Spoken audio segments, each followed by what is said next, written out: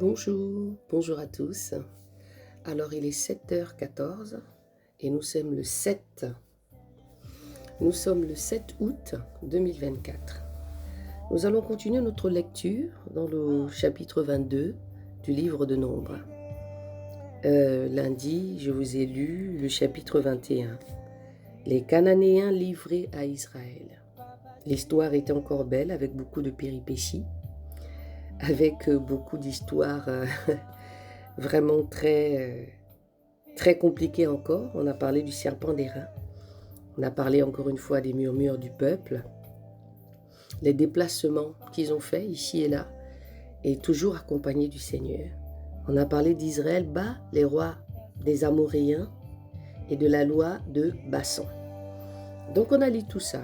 J'espère que vous avez été bénis. Moi, c'est Tata Armel. Je suis là le lundi, je suis là le mercredi pour la lecture en audio. Je suis là aussi le jeudi. Jeudi, je suis là pour faire une méditation profonde. Donc demain, par exemple, on va méditer le chapitre 21.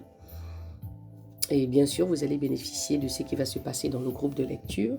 Et le vendredi matin, je suis en live sur TikTok autour de la prière, où j'enseigne la prière, où j'enseigne c'est quoi l'importance de la prière, et ainsi de suite. Et du coup, samedi, je suis en live pour ce live de transformation.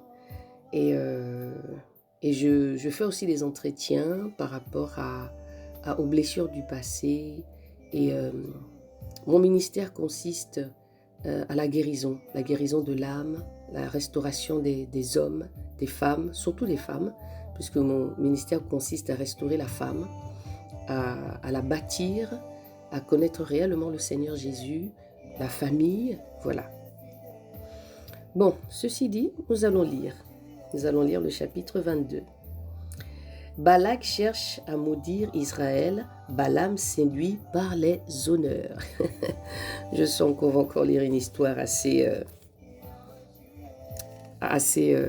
perplexe.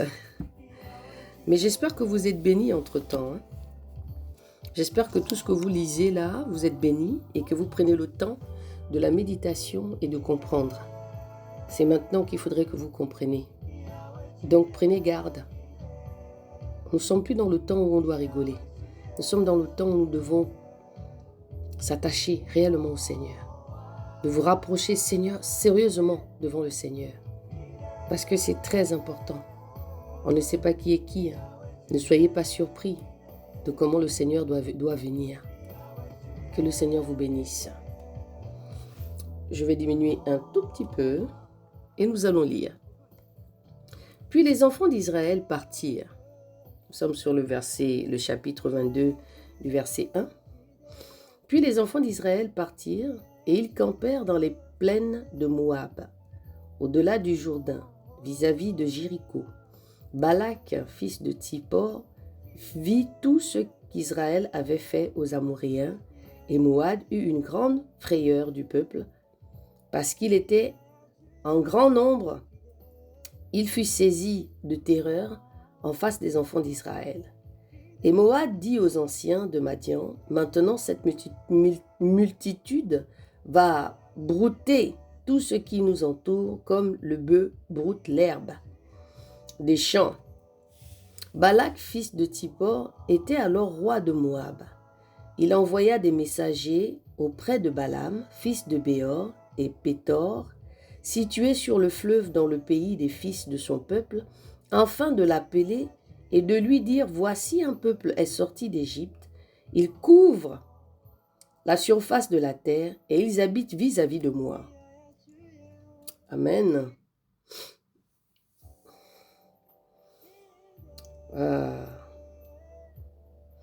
Balaam, fils de Théor, sur le fleuve dans le pays de fils de peuple, de l'appeler, de lui dire, voici... Excusez-moi, je suis à vous. Il envoyait des messagers auprès de Balaam, fils de Béor et Pétor, situé sur le fleuve dans le pays des fils de son peuple, afin de l'appeler et de lui dire, voici un peuple est sorti d'Égypte, ils couvrent la surface de la terre et ils habitent vis-à-vis de moi. Viens donc maintenant, je te prie, maudis-moi ce peuple, car il est plus puissant que moi. Peut-être que je serai le plus fort, et que nous le battrons, et que je le chasserai du pays, car je sais que celui que tu bénis est béni, et que celui que tu maudis est maudit. Les anciens de Moab s'en allèrent avec les anciens de Madian, ayant dans leurs mains de quoi payer de vin. Ils arrivèrent auprès de Balaam et lui rapportèrent les paroles de Balak. Il leur répondit, « Demeurez ici cette nuit, et je vous répondrai d'après ce que Yahweh me dira. » Et les chefs de Moabites restèrent chez Balaam, et Dieu vint à Balaam et dit, « Qui sont ces hommes que tu as chez toi ?»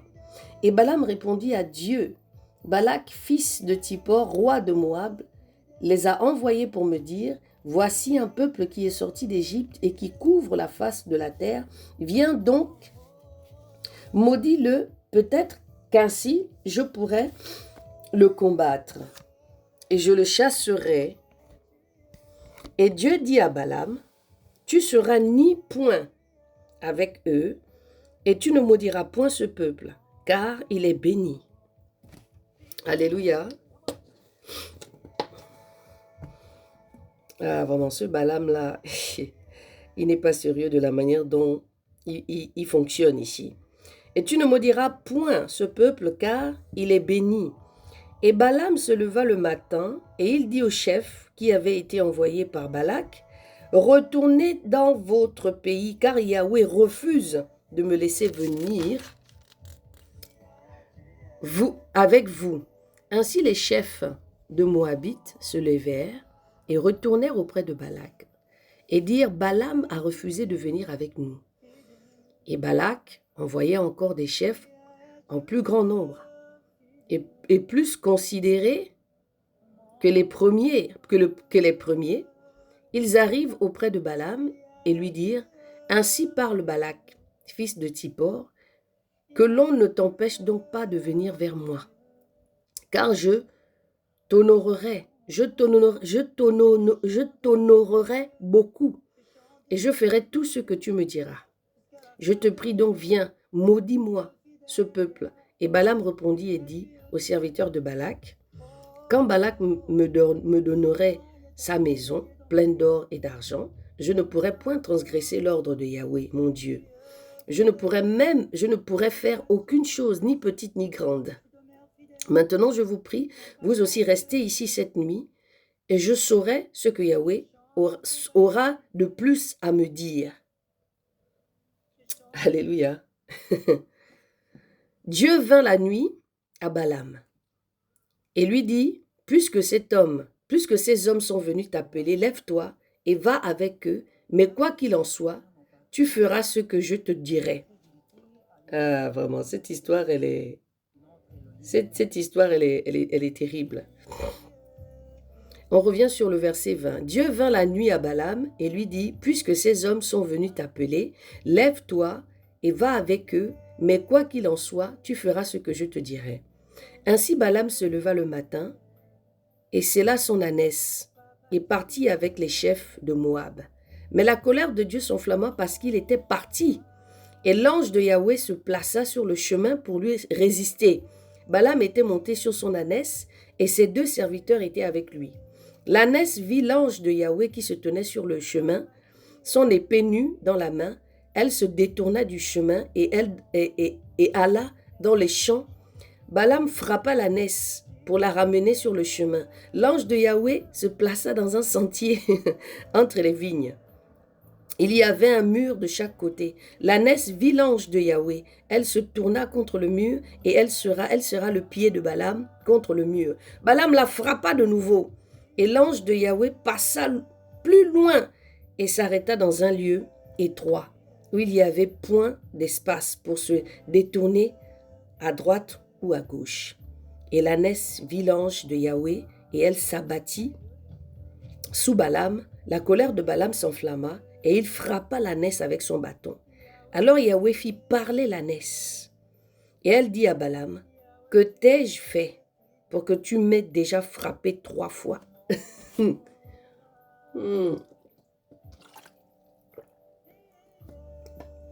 Waouh. On revient sur le verset 27. Et l'ânesse vit l'ange de Yahweh et elle s'abattit sous Balaam. La colère de Balaam s'enflamma et il frappa l'ânesse avec son bâton.